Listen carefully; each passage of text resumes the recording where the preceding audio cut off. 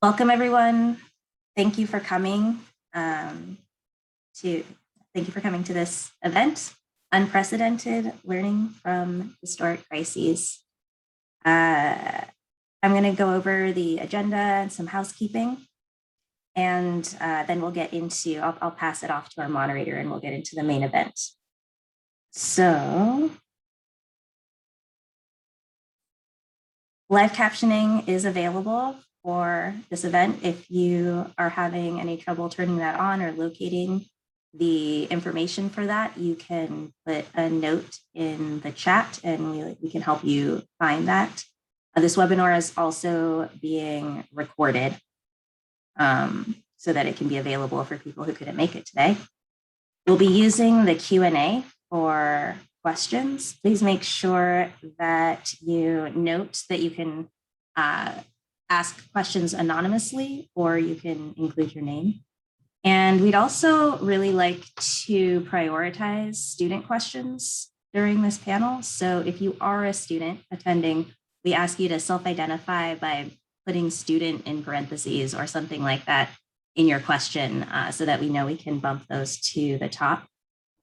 And please stay through to the very end of the event so that we can send you a feedback form to learn what you liked about the panel, what you learned from it, any reflection that you'd like to give us on the event. So, there's the Q&A and the graphic for what it looks like when you submit a question. I'm going to read a land acknowledgement now. Before I read it, I want to say that I've learned from my meetings with the CFA, the California Faculty Association, that one reason that we do this is to honor a traditional indigenous protocol of acknowledging the land, and I think that's important. I also think that it's important to recognize that offering a land acknowledgement is a tiny gesture in the face of a vast amount of work that needs to be done to interrupt and repair past and ongoing harm to indigenous people whose land we continue to occupy. But with that in mind, I offer this acknowledgement. We acknowledge the land on which San Jose State is located as the traditional home of the Huichol Ohlone speaking people and the present day Muwekma Ohlone tribe. The Huichol Ohlone were missionized into both missions Dolores and Santa Clara. The present day Muwekma Ohlone tribe is comprised of all known surviving Native American lineages aboriginal to the San Francisco Bay region, who trace their ancestry through the missions San Jose, Santa Clara, and Dolores, and the historic federally recognized Verona Band of Alameda County. In the Muwekma Ohlone language, Chochenyo, Muwekma means the people. Without them, we would not have access to this gathering. We take this opportunity to thank the original caretakers of this land. It's my privilege now to introduce our moderator, Professor Leslye Tinson, who is a lecturer of psychology and African American studies at San Jose State. Professor Tinson's full bio and the bios of the panelists will be available on the slides, the link to which will be shared in the chat. We had a request from the panelists that we focus this time on the conversation and not on reading bios. But if you read the bios yourself, you'll see the connection each panelist's work has to our topic today. I know Professor Tinson as someone who listens as thoughtfully as she speaks, and I'm honored that she agreed to moderate today and help us weave together the ideas the panelists will bring from their disparate but complementary disciplines. Please join me in welcoming Professor Tinson and our panelists, Dr. Marcelle Dougan from Public Health, Dr. Natalie Boero from Sociology, and Dr. Soma Sen from the School of Social Work. Thank you, Carli, for that great introduction and again for the opportunity to moderate this vital, important discussion that we're going to have here today. As I know everyone on campus and off of campus is familiar with, we've been in about 1.5 years now of lockdown of some sort and trying to navigate the COVID-19 pandemic, which continues to ravage communities both here and across the globe. And so I'm honored to be able to be here today to share with these panelists and hear their perspectives around not only how our respective academic disciplines can inform our work as it relates to public health crises, but also looking at opportunities for how we might move forward. And so with that, I want to first start with Dr. Natalie Boero. Natalie, if you can share with us a little bit about your particular research area and specifically the discussions that have centered around at-risk populations and how that unfolds in terms of our pandemic response and healthcare access. That's a great question. Hello, all. Thank you, Leslye, for moderating, and thank you, Carli, for organizing this. I'm really honored to be a part of it and excited to, even in this distance setting, have an opportunity to meet more of the colleagues I don't get to meet nearly as often. I think I would say that really one of the many things that happened starting early on in the pandemic is that we really ripped the curtain away from, again, patterns of inequality that we see in our society, right? From very early on, we had a sense that this pandemic was impacting particular groups very unequally, right? And whether it be, early on, we were hearing about AAPI populations, the elderly, we started to hear about, we started to hear about folks who worked in agricultural processing centers. And in line with some of my interests in terms of looking at bodies, body size, medical sociology, very early on, we also started to hear about how larger people, and I use the term fat. I use fat as an adjective rather than obesity as a disease category or overweight as kind of, well, what weight are we over? So please know, I know not everyone loves that word, but I use it. And usually when I use the O word, I'll put it in quotes. But I think that, in looking at the topic of the panel, to back up, there's nothing unprecedented about blaming public health crises on marginalized populations. And we also see that there's a tremendous amount of overlap in the types of marginalized populations that we see. When we, in my own work on fatness or obesity, I often say that talking about weight becomes one of those ways that we talk about race without talking about race, that we talk about ethnicity without talking about ethnicity, that we talk about poverty without talking about poverty. It becomes, I won't say it's sort of the primary thing, but it masks talking about other things, and it masks the kind of intersecting inequalities that we've seen be so prominent in this pandemic, both in terms of early targeting of particular groups as being more at risk or at fault, right? Something else that's really unprecedented, or that's not unprecedented, is to blame individuals and groups for public health issues, right? And to say something has precedent isn't saying that it's the same. It's saying, or to me anyway, it's saying that we see similar patterns that we've seen in other contexts, right? And so I don't, stop me when you need to stop me, move on when you want to move on. Well, I recall there was, related to this idea of body size and fatness, right? There was also this backlash related to the vaccine distribution being to the higher risk categories of people. And in some maybe public discourse around anger of why people were all of a sudden eligible for vaccine over others based on their body size. Yes, that became, given how lucky, or I should say privileged, or if we look in the big, global politics of why we as people in the United States are getting the vaccine earlier than others. We won't call it luck, but we'll call it luck. But, I fear that if we hadn't gotten vaccine availability ramped up as quickly as we did, we would have seen a lot more of this. But, early on, as we were all hand-wringing over who's going to get this first, who's in what priority group, you would hear people talk about, well, why would you let people who clearly aren't taking care of their health or aren't worthy of this, get a vaccine first, right? And I don't see these things as parallel necessarily, but you heard all kinds of moralistic stuff around, well, why would we give it to prisoners, people in prisons? Why would we give it to people who smoke, right? That should we give it to the most quote unquote virtuous, or do we give it to the most at risk, right?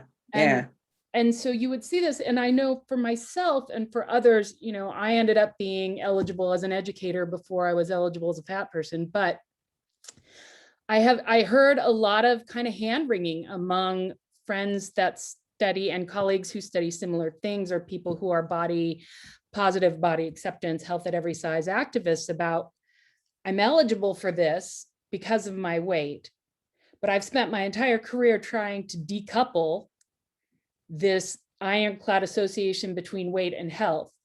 If I go in and say, give me that vaccine because of my BMI, which I don't accept as a particularly legitimate measure of health, right? Am I being totally contradictory? Or am I selling out to this perspective on body size that has marginalized, exploited, and made people less healthy? Right. And so, you know, I think a lot of people came out on this, well, look at, you know, the discrimination and stigma that we've seen against fat people on the part of medical practitioners and medical science, you know, so maybe for once, let's get to the front of the line here. Right? There are certainly some nuances associated with this.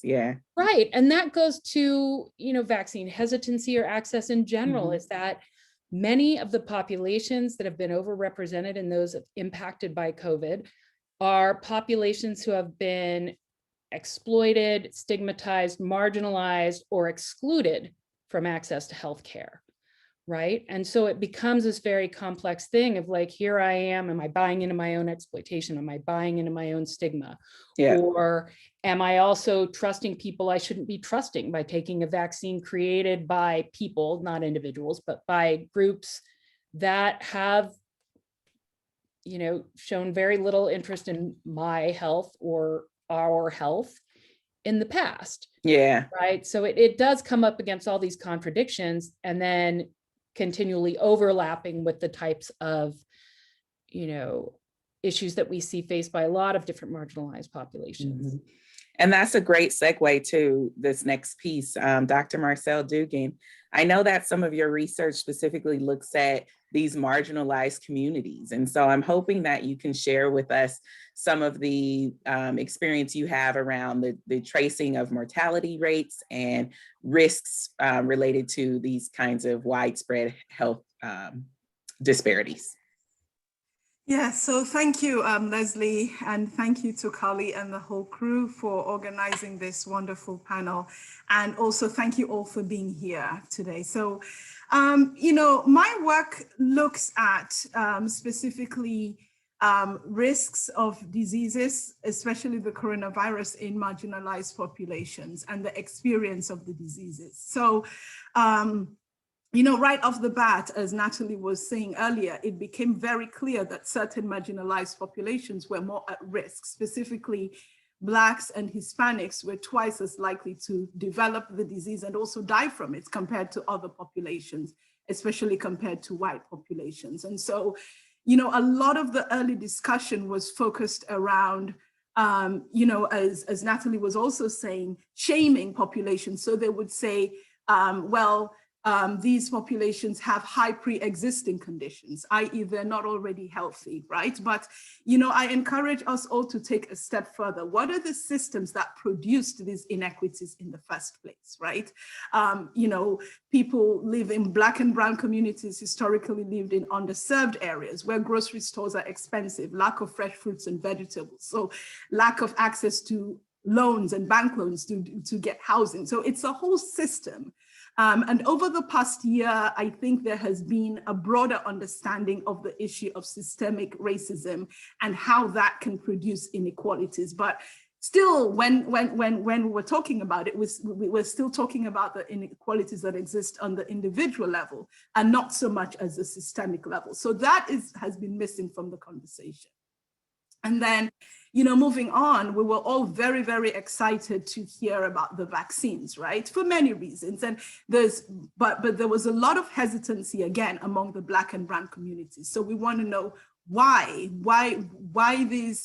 does this hesitancy, exist, for instance? And it's kind of ironic because the very first idea of vaccination, of the inoculation process, it was started by slaves in Africa, by Africans, right? And they first knew about it here in the US from an African slave. So it's something that has been going on for centuries from Africa. And so why is there so much hesitancy? And for that, we have to look at, historical abuses in the past and continuing to the future. I know many students have heard about, Tuskegee and all those types of marginalization that led to mistrust, but I'll give you a more recent example as well. So for instance, general example, let's take the condition endometriosis, right? It's a gynecological condition, which is very, very painful and sometimes debilitating, right? And then, so what we have observed from looking at the data is that Black women are less likely to have endometriosis. But it's not because they're less likely to develop it, but they're less likely to be diagnosed with it. Guess why? Because they're more likely to be diagnosed with sexually transmitted infections wrongly now. So we have this painful condition where it's not being treated and they're being mistreated because of this narrative about Black women being hypersexualized. So of course you're going to diagnose them with something false, right? So these are the kinds of inequalities that lead to mistrust, which then plays out in vaccine hesitancy and, and further disparities as we go along. Yeah, and so as we look at that discourse, the public discourse around why are Black and Brown folks not wanting the vaccine, perhaps it is not this hesitancy, but more so the response of righteous anger and frustration for the historical and systemic ways that racism have impacted those communities, right? And there was also some press in the New York Times around, as soon as the data showed that Black people were dying from this disease disproportionately, then it was like, oh, we need to open the world back up. Right? This is not such an emergent issue. And so we can, again, see the insidious ways in which racism play a role in how we respond to healthcare problems. So thank you for that. Dr. Sen, I'd like to ask you about your research, specifically as it relates to other historical moments of crises, the HIV epidemic, for example, which became much more popularized, but also stigmatized in the 1980s. So can you share with us about your work there? Yeah, sure. Again, hello, everyone, and thank you, Leslye and Carli and everyone else who, created this opportunity in a very opportune time, actually, to talk about these things. And thank you for everyone that is on the panel. I was so immersed in listening to what my colleagues were saying that I forgot that I was supposed to say something. But so really, my interest area has been to look at my work is around health disparities, which is what my other colleagues have talked about, and which is basically looking at social factors that create the disease burden in various different populations, right? And so my interest has been in the HIV, particularly in the field of HIV. And interestingly enough, all the things that my colleagues talked about, that these structural issues that exist in society, the racism, homophobia, gender, all these isms that exist in society are the ones that create these disparities, right? So getting back to kind of saying, like, what are some of the things that we see from the HIV pandemic that, it was mind-blowing that we didn't learn anything, it seemed like, from something that was within our lifetime. Maybe we were pretty young as, people at that time, but there are actually many individuals that I know of through my work in the field of HIV have themselves gone through the 80s pandemic, and they had, very choice words to say when it came to the current pandemic. So I actually did a very recent research kind of looking at what are the similarities and dissimilarities between the two epidemics or pandemic or however you want to call it. And what did we learn or what did we not learn? So I'll talk a little bit about the similarities and dissimilarities, and maybe we can talk a little bit more about the lessons learned in the further down the discussion. So the few things that came up where the similarities existed were in terms of messaging. Okay. The other things were around stigma, which, both my colleagues here have talked about stigma, which seems like one of the biggest burden for intervention, for prevention, for whatever you call it, any public health approach is impacted by stigma. And then also this idea of social isolation and psychological isolation. So these were all common in the previous epidemic, and it is happening here again. So the messaging, if we look at it, what happened in the 80s, I would say that one of the most important thing that we could have learned is that the political system in which these messaging is happening is a very important thing to keep in mind.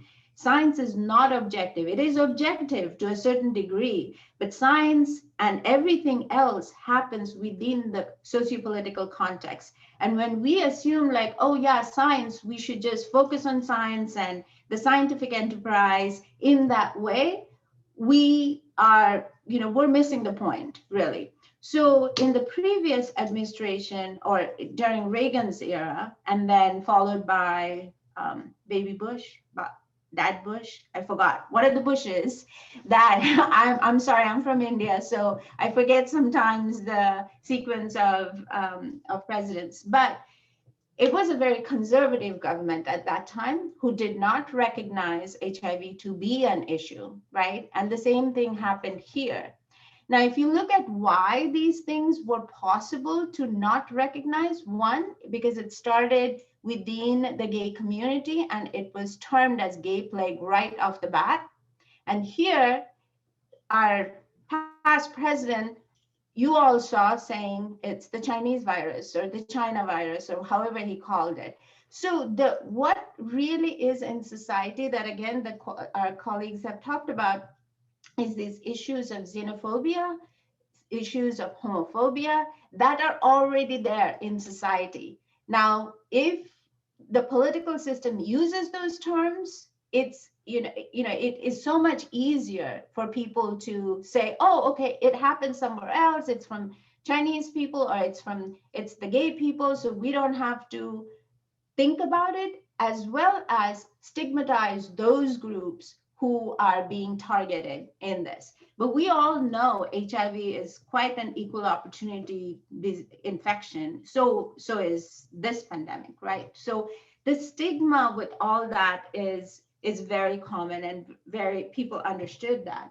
The social isolation that came out of the both disease, both infections, and the social burden that comes from that stigma, what is unbelievable in both cases. I mean, we all understood what it means to be isolated and being cooped up, or not just even being cooped up, but isolated, not being able to see friends and family and so on. And like personally, I haven't been able to go home for the last, I don't know. I mean, it was pre-pandemic, I planned to go and then I couldn't go home. So I haven't seen my friends and family for a long time. So it has real-time consequences on people's, mental health and health. And the last thing I thought I would talk about is the difference also, the difference. So these were the similarities, but the difference is how fast a vaccine was developed for coronavirus. Partly because, again, they could not keep it down to saying it just impacts one marginalized group, racial ethnic group, because everybody was getting impacted by it. So it was interesting for us to see that in this work that we still don't have anything for HIV. It has been, what, 20 years or more? And yet we couldn't develop a vaccine for that, but we have developed something very, very couldly. So that's one of the dissimilarities, and something that is very hurtful for this community, that you couldn't come together for this group. And if you look at the HIV, the high-risk groups are, again, the ethnic minorities, LGBTQ population, sex workers, all the people that society seemed to throw away are the ones that continue to suffer. So, yeah.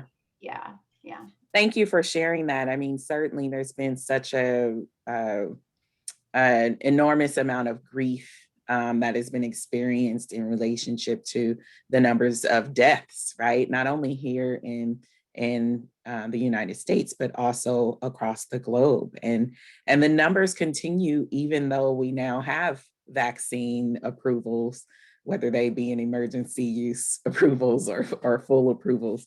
And so in thinking about that, I want to also talk about the ways that we might look at interdisciplinary connections between public health, social work, psychology, and other disciplines, right? And how this might help us inform what we should do now and into the future. So what kinds of connections do you see that we can make across disciplines that would benefit these discussions of these historic crises that we will continue to face?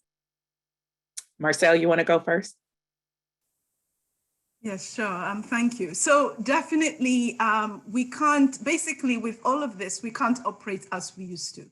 We have been operating in silos for a long time. Every discipline is doing its own thing and staying in its own lane. And global problems call for global solutions. And so, for instance, if you think about how do we best prepare and equip ourselves for the next pandemic, you can draw from many different disciplines. So, for instance, there has to be an acknowledgement from the public health standpoint of the racial and economic and social determinants of health. So understand that. So, for instance, there was a study that came out from Boston that said non-English speakers were 35% more likely to die in the US from the pandemic than anybody else. So how are we preparing our hospitals to equip themselves to be able to speak different languages? That's one thing.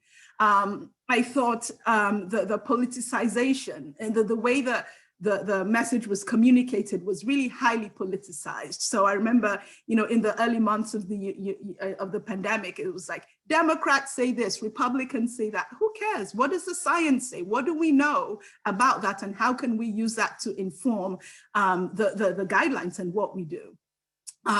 We can think about engineering and their role, like how do we design cities? How do we design our transit system? How do we design our buildings to prepare us so that the air handling units are safe? Something like that.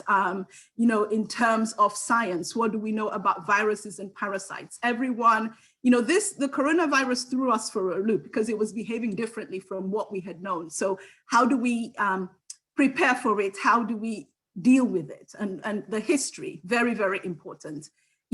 Taking what we have learned and moving it forward, and not, as Soma was saying, not missing the lessons of the past and bringing them together for the future. So yeah, definitely. And globally, we're all a global community because people are traveling so much now, how quickly it spread all around the world. And so just knowing that and acknowledging that, and what is our responsibility to everyone, to our global community, not just to ourselves. Yeah, and we'll continue. Go ahead, Natalie, I see your hand. We'll continue to kind of face that challenge, right? Because there's this we have like a centrist view around wanting to take care of this particular country, but we have to continue to keep this in mind as a worldwide problem. Go ahead, Dr. Natalie.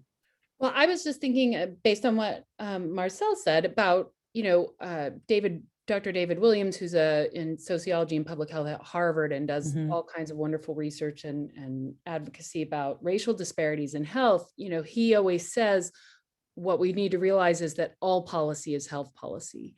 And that is really where I think the call for interdisciplinarity really comes in, right? Because we have seen policies around education, transportation, housing, healthcare, what am I forgetting?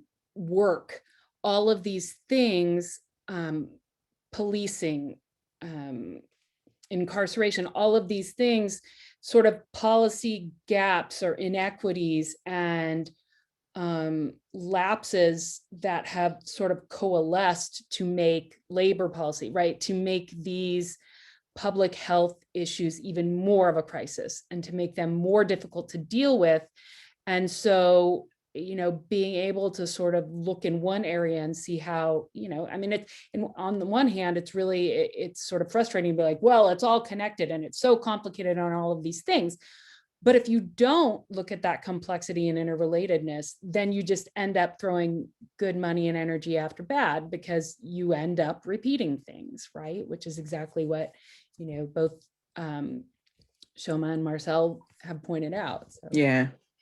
And I want to follow up with that with one of the questions that was sent from Julia Jackson. I've seen some news about countries such as China and Israel introducing so-called immune passports that require travelers to provide proof of COVID vaccination. I'd like to know what you think about how this might reinforce existing social, economic, and racial inequalities, and what way forward they see for people needing or wanting to travel. Soma, do you want to answer this one?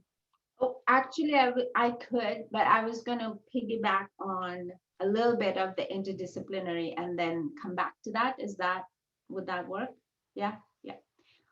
So what I just so appreciate this thought even of this interdisciplinary work, because social work, as you all know, it looks at person and environment. So the environment is equally important to understand why a person's, whether it's a health disparity or health or mental health, or why these issues exist in society, right? So looking at the structures in which a person is embedded, right? So I think social work in and of itself is a multidisciplinary work, that we do multidisciplinary work, because when you're looking at individuals, you can come from, the medical model or come from sort of the psychological model, just looking at the individual. But as you start to move away from the individual, you do have to consider these structural inequities in which that individual exists, so that the burden, which is what happens, what I think Natalie talked about, what Marcelle talked about, is that the burden of the disease or the burden of not being healthy falls on the individual. But it doesn't consider, right, that why is the person not healthy in the first place? What are the structural stuff that's happening that's creating this? And to kind of answer there were multiple things that was going through my mind, is like this whole recognition of, because I think like my point of view is a little bit global, because because I was an international student here. So my thought is always looking at things in a more global way. And so this idea that Leslye, you talked about, that sort of centralist and nativistic idea of, we'll take care of ourselves, that does not work anymore, right, at all. So that kind of ideology has to shift. In that kind of common sense has to shift. Otherwise, it's going to be very difficult to handle any of these things. And then I think it's interesting though, we may say that, we should move away, think about it collectively, but then there are countries that are going to retrench into certain political ideologies. And so the disparities, to answer the question of from the Q&A, so even though within this country we might start to see and provide a global response, there may be other countries in the world.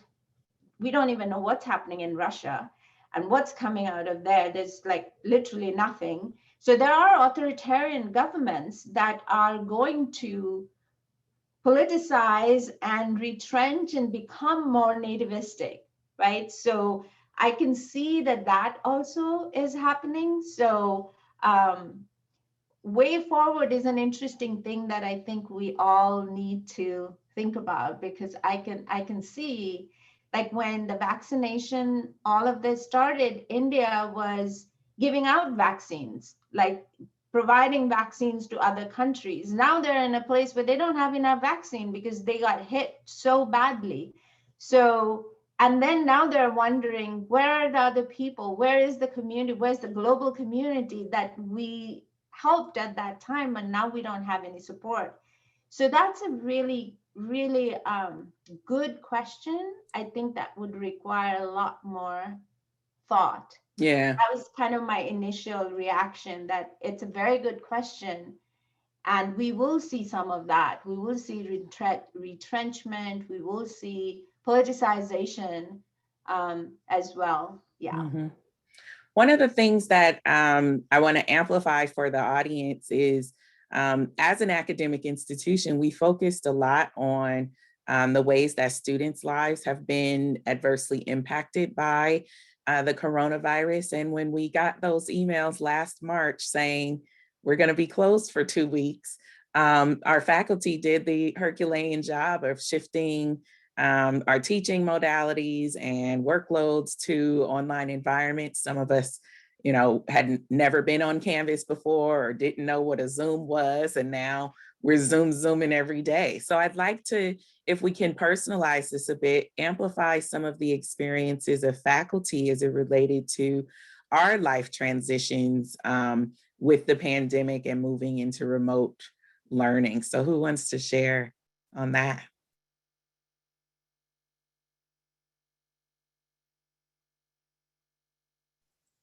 I can go. All right. I will say that it's been a challenge. It's been hard. I had previously taught online, so I wasn't worried about that. So I had some teaching online experience, but it was hard because, trying to deal with the job, doing a good job. And then I have 2 boys. They were 12 and 11 at the time. So trying to manage their own education and their online schooling. I've had to adapt in many ways, I think, and they were usually fine during the day, but like my later classes, it was nuts in my house, and I had to go and lock myself in my bedroom and turn my camera off. And, so all of these kinds of adaptations and distractions they have been a challenge. I mean, I will say that I'm just grateful to have the opportunity. I love this job, and so luckily we all still had jobs at the time. But I'm not gonna lie, it was hard, it was challenging, having to purchase all equipment at home to be able to do my job. My internet sometimes was unreliable. Twice I had to teach my class from my phone, because the Comcast was out. And so it has been pretty, but I cannot understate that too much. I think sometimes there might be like false expectations of our ability to have access to certain infrastructure that the students are also having difficulty with. And I certainly can attest to my own experience of, I didn't have this desktop computer. So how am I going to be teaching from a tablet, 5 courses? And so in thinking about these adjustments that certainly we have made, we can't also discount that there are still faculty that maybe are still having those same challenges, living in a more rural area that doesn't have the bandwidth to carry a live Zoom class or something like that. And so there certainly have been some difficulties with really providing the same level of education and support to our students.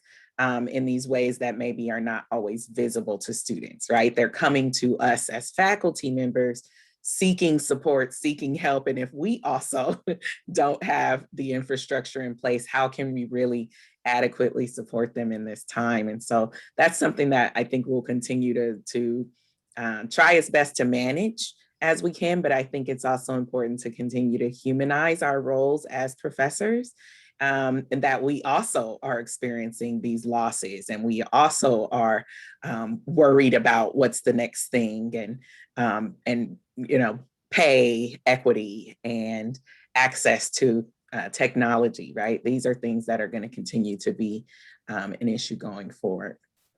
We're getting some thank yous from the audience for those questions. Go ahead.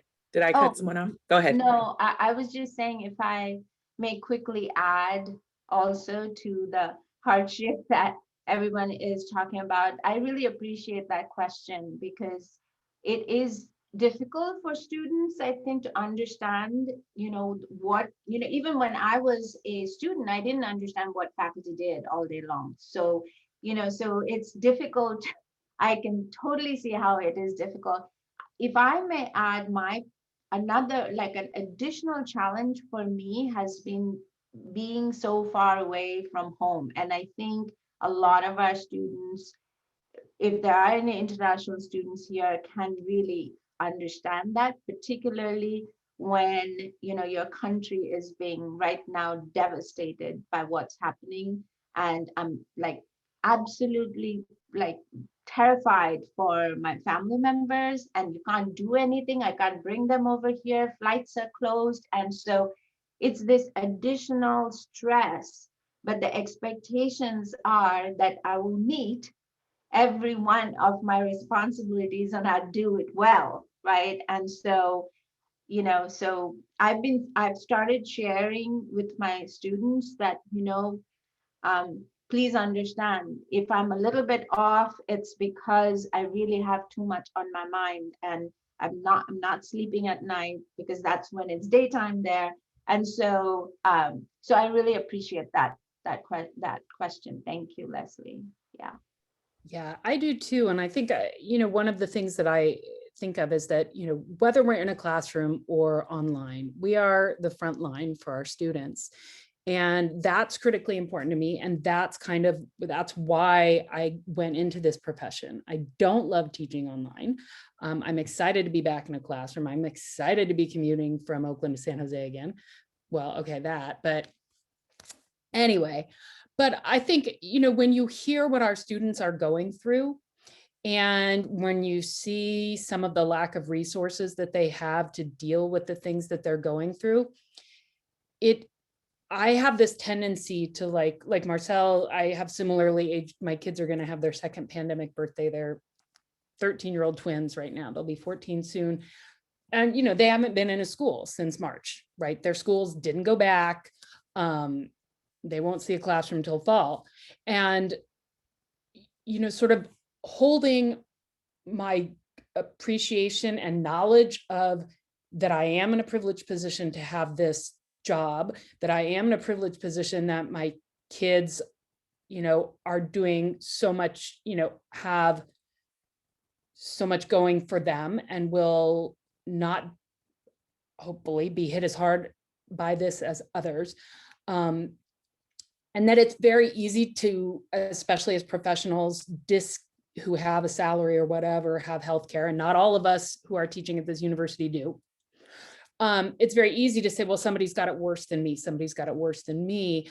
And I think one of the things that we're all struggling with is how do we balance the grieving and loss that we all have with also an acknowledgement of where we fit in various systems of privilege. And I think that, sometimes you can get really overwhelmed with not just getting to that. Somebody has it worse. Somebody has it worse. Yeah, somebody has it worse. A lot of people have it a lot worse than me. I know that. But sometimes I wish people would maybe just allow themselves to feel the way they've got it right now, without forgetting the context. But yeah, I mean, and that just reminds me of the other historic or just public crisis that we're in. We saw with the summer of 2020, multiple instances of police brutality, people being murdered, protesters not being able to express their freedom of voice, and still fighting a global pandemic, right? And so all of these things compounding, and it continues to be something that is impacting me, I think, personally, as a Black woman, seeing this constant systemic violence, right? State-sanctioned violence against my people, and also the disproportionate rates of Black folks dying from COVID, right? So there have been some very, very heavy moments, and just trying to manage my own mental health and well-being while continuing to be empathic and available to my students. And there's a comment here from Professor Herb: lack of internet connectivity issues have equalized faculty and students in some cases. It's increased empathy, and personally, as a faculty member, I've become more flexible and accommodating. I also know that students appreciate the effort. So we have quite a few questions coming in. I'll just read one of them that's here. How can we get to global solution strategies when we can't get regional acceptance or even common understanding in our regions?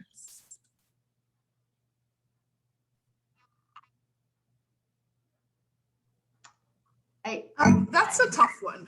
I think it's an open question, as Dr. Sen was just saying earlier too. It's an open question. The political will must be there. People need to think about it as a global problem and not just, I'm in my own corner.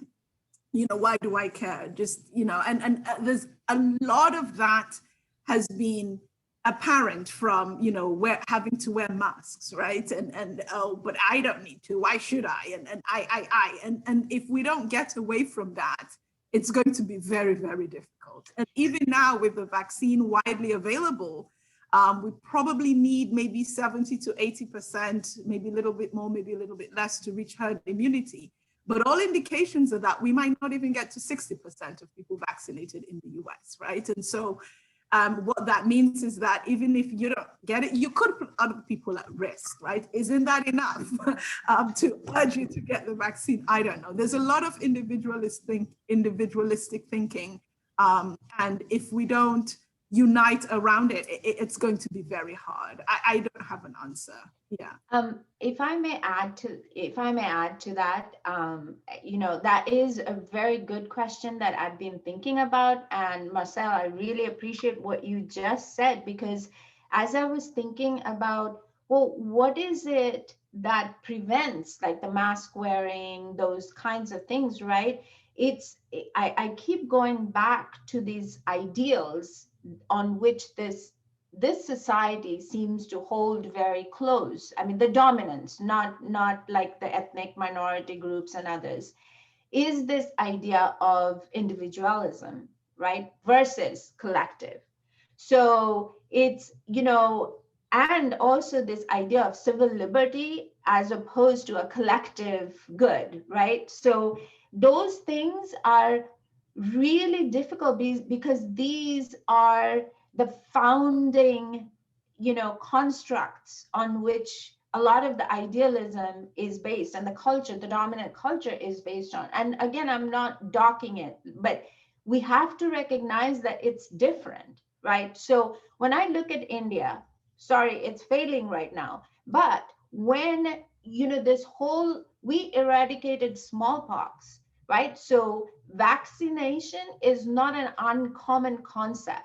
And when the government says that you have to get vaccinated, nobody's worried about getting vaccinated, right? So there is not that sort of the mistrust. So certain things, that's what I was kind of saying, going forward, we have to keep these things in mind, that the context is absolutely crucial. So how do we message in a way where we're still saying, look, it is your individual freedom, still uphold that ideal so that people don't feel like you're taking away my power or empowerment or whatever, but messaging it in a way that makes sense to all groups. Because I think where we got stuck, even myself, I was so irritated by people that wouldn't wear a mask. I'm like, don't you have a civic duty towards others? But then I started to realize that I'm coming from a worldview where the collective is more important than the individual.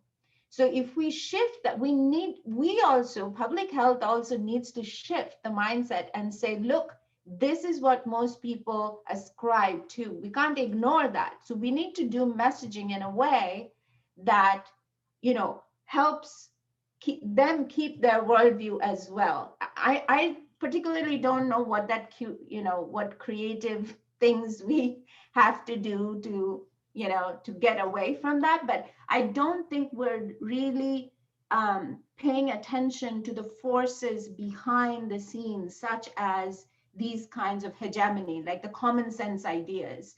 The other problem that I found was this: we all all scientists, social scientists, all of us kind of go with this model of rationality. The medical model is rational. Like if I give you information about something, you're going to take it and you change your behavior. That is absolutely a Western way of thinking, because it doesn't take into account the context. People are making decisions, navigating things through their own cultural and other contexts. So just because you gave me the information that you should wear a mask, I may not wear a mask because I'm making my rational decision. My rational decision might look completely irrational to you, but it is rational for me. So I think those kinds of thinking, we need to think a little bit more about that. Yeah. Thank you. Natalie, you want to add? Yeah, I just want to add one thing. And I think both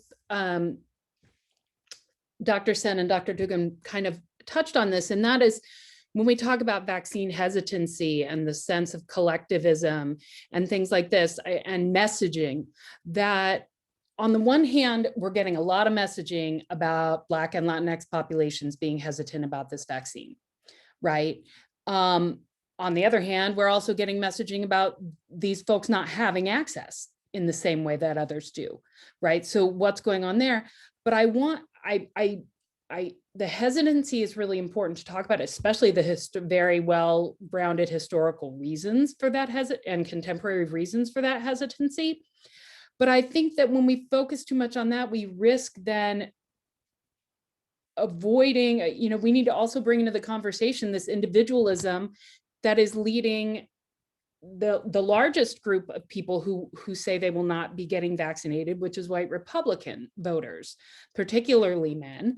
And I get concerned that when we don't reach, or when we struggle to reach that herd immunity that Dr. Dougan brought up, that we're going to go point to those populations that the messaging told us were most hesitant, rather than the populations that weren't hesitant. They were anti from the very beginning and have dug in. And so the hesitancy of all groups is important to talk about, and the historical reasons, but I worry that we're setting ourselves up for more blame of individuals as well as subcultures or smaller groups of, not smaller, but marginalized groups already, rather than kind of focusing on, well, where are the biggest, we don't have the very good ability to have a lot of balls in the air at once, especially in messaging. So yeah, I think in some of that we'll need to look to continuing to challenge and criticize the public media around how they really transmit these discussions, because as we've seen with other instances where whiteness and maleness has been kind of the dominating force, the truth telling or the revisionism around that also becomes amplified, right? And so people from marginalized communities will likely be very familiar with being blamed or continuing to be blamed even after they may have followed all of the procedures of the science and the experts to say, get vaccinated, wear a mask, etc. So I just want to thank you all for allowing me to moderate this part of the discussion. I am going to go ahead and thank you, audience, for your participation and shout outs in the comments. I am going to revert us back to Carli Lowe, our university archivist, so she can feature our awesome digital collection. Thank you so much. Thank you, Professor Tinson. Thank you to all the panelists. I wish we had another 2 hours. I feel like we could keep talking, or what I really miss is that time at the end of an event when we could all just kind of stand around in the room afterwards and talk more. But since we can't do that for just a minute, I just wanted to share some of the comments that were coming in the chat, because I know we can all see as panelists, but the attendees can't see them. So one attendee said, I think it's very important to have an open dialogue about these struggles. Thank you all for having this discussion. Another says, thank you so much for sharing this, Dr. Soma. This was about the experience of having your family so far from home. As someone with close family on the other side of the world, I can empathize with everything you said. It's one of the toughest things to deal with. Another comment says, I agree with Dr. Sen about the additional stress brought by the pandemic in other places of the world where vaccinations are not happening at the same rate than in the US. People here are going to move on by fall, but those of us with family in other places will continue to relive the trauma and fear of the lack of protection against the virus in our families. I really appreciate all of you being here today as attendees, as panelists. I want to thank you for your time and attention and engagement with this conversation. And because I can't find the present button now because I'm too nervous, there it is. There is a link to a feedback form in the chat. Please do use it. It helps us to inform future events if we know what your experience was like in this event. So please do click on that link. And I want to encourage all of you to check out the digital exhibit, which is the complement to this talk. It's called Survival Mode, SJSU Responds to Historic Crises. You can find it at that link there, and the link will also be in the chat. And what it does is it looks at documents from the university archives that tell part of the story, at least, of historic crises from the 1918 flu to both world wars, to the AIDS crisis, to experiences during September 11th, and ending with COVID. So I found it somehow comforting to see that we have been through this before and made it out the other side. And I hope that you find something valuable in it too. Thank you very much.